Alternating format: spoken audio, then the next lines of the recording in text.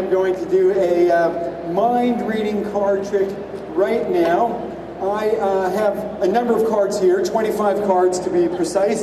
I'm going to hand some cards to a number of people. If I hand you some cards, I'd like you to stand up and hold those cards. So there's some cards for you. Whoa! And Bob, if you can turn it down a little bit back there. 1, 2, 3. There's some cards, Benjamin, for you. Some cards for you. Some cards for you. Stand up, please.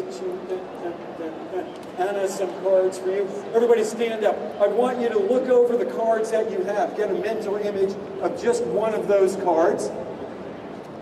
Now, I'm going to turn around so I can't see the one card that each one of you has.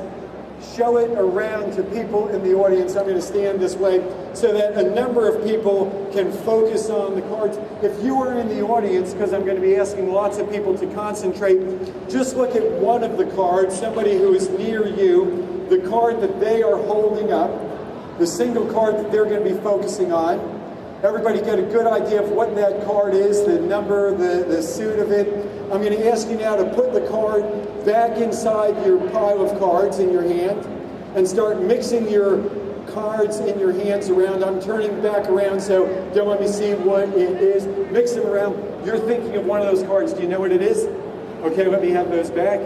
You are thinking one card. Do you know what it is? Okay, stay standing, please. You're thinking of a card. Yep. You're thinking of a card. Terrific. You're thinking of a card. That is awesome. And my job is to do a little mind reading and figure out what the card is. Now, here is the deal. In order to do this, I need to put myself into a deep, hypnotic trance. Let's just take a minute.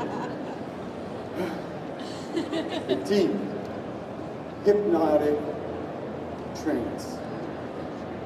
A deep, hypnotic trance. A deep, hypnotic trance. Are you ready for a miracle? I don't have any music. That was the oddest thing. We'll see what's happening. Here we go. Okay, Bob, back it up for a minute. Here we go, here we go. Make it louder there, Bob. Oh, that's not it, that's not it, that's not it. I might run back there and do it. You know what? Are you ready for a miracle?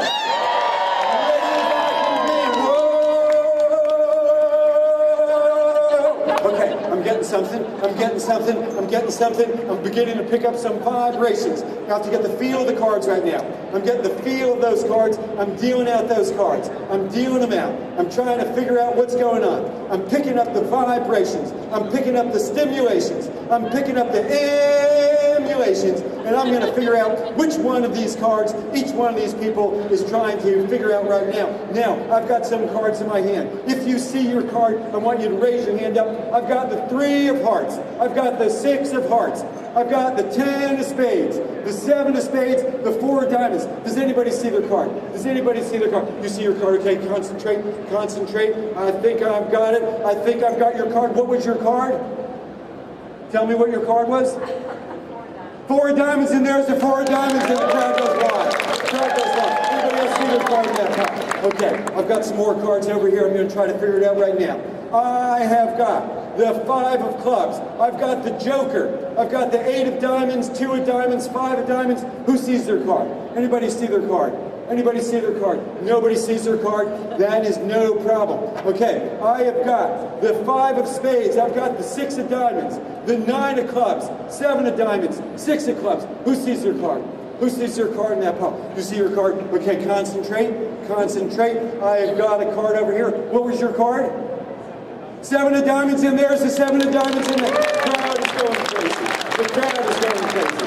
Okay, we've got some more cards over here. I have got the Queen of Spades, the 5 of Hearts, the Jack of Diamonds, 6 of Spades, King of Clubs. Who sees their card in that pile? You see your card in that pile. One person over there. Okay, I've got something. What is your card? The Jack of Diamonds, and there's the Jack of Diamonds right over there. I'm picking up energy. Okay, we've got one more pile of cards. We've got two more people over here. I've got the 3 of spades. I've got the 8 of spades. I've got the 10 of diamonds, 10 of clubs, 8 of clubs. Do you see your card in this pile? Do you see your card in this pile? Okay, focus, focus. I'm getting something. I'm getting a headache is what I'm getting. I would say your card, yell it out. What is it? 3 of spades, and there it is, the 3 of spades. One other person, I think I've got it. If I get your card, I want you to jump up and say, I believe. What was your card? And there it is, the 8 of spades. All right. Ooh. A little mind reading went on over there. That was like pretty cool. But you know what? I'm going to show you right now exactly how that works because it's based on a mathematical principle. And Douglas, can you bring up that chart for me? Thank you very much. Now, I'm going to do the same trick. This time, though, I've got color-coded cards so you're able to see what's going on. And let's see what we've got over there. And a matrix of cards, 25 cards.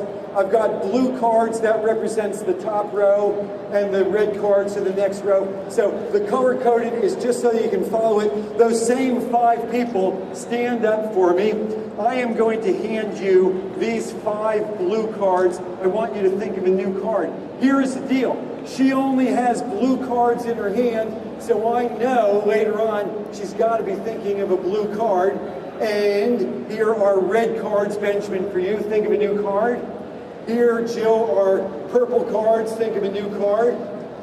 And orange cards for you there, buddy. And for you, Anna, green cards. Okay, do you have a new card thought of? Mix them around. It doesn't matter. You see, all that mixing is just bogus. I know she's got to be thinking of one of these blue cards. I know she's got to be thinking of one of the cards in the top row over there. Okay, you're thinking of a new card? He's thinking of a red card. It's got to be in that second row. Purple card, orange cards, and green cards. Now, what I did before was I dealt the cards out row by row. So I'm putting down the blue cards. Basically, I have just put down that top row of the matrix. Then I put down the red cards. Purple, orange, green. Okay, and one more. And now here is the cool thing. When I lift up a pile of cards in my hand, I basically have one of each of the colors. I dealt them down in rows like that and sort of tilted around so everybody can see. I dealt it down in rows, but I'm picking them up in columns like that. And now, and also by doing it that way, I've kept all the cards in order. So I know green is you and orange is you. So just, we're not going to do it with all the cards. We'll just do this with one card over here. But do any of you see your card, the new card? Queen of diamonds, 2 of spades, 4 of clubs, 3 of diamonds, queen of hearts. You've seen it. Stand up there. Now, I only gave her blue cards before. That means she can't possibly be thinking of anything but this card. What was your card? Queen of Hearts. And there it is, the Queen of Hearts. See how that works? If these are the cards that I have in my hand, and if these are the cards that I have in my hand, and these are the cards that I just dealt out, where that row and that column intersect, that intersection has to be her card, and that's how that trick works. How many people were able to follow that trick? Okay, all right. Now, here's why I do this. It's the mathematical part of it. A lot of times people do math stuff, and all that it really is some sort of number game. And I wanted to do something that was really more abstract math.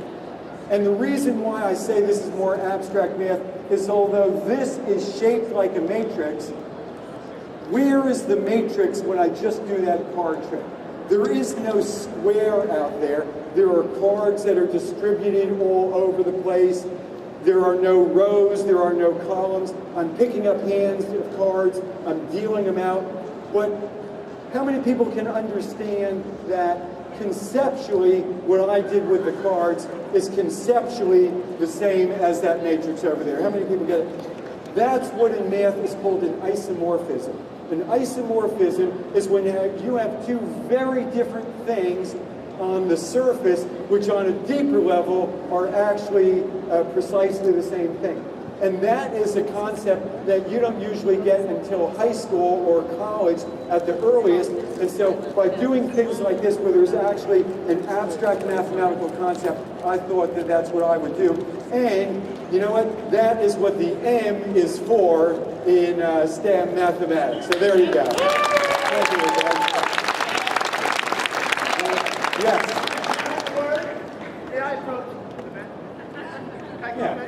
Yeah. You know, these people wanted to be entertained, Eddie. Difficult word to me. I don't know, could be wrong.